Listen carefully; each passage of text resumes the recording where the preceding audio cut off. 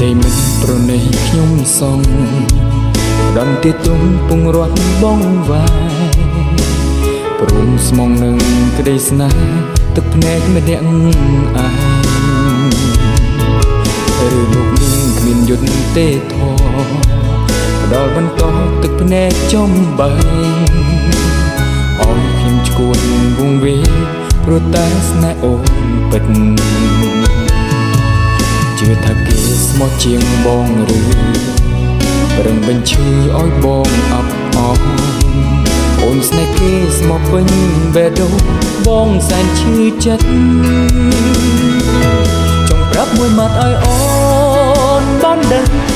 ថាបរមម្នាក់នឹងរែងគិតស្រលាញ់ស្មងព្រៀនពុងដួងចិត្ត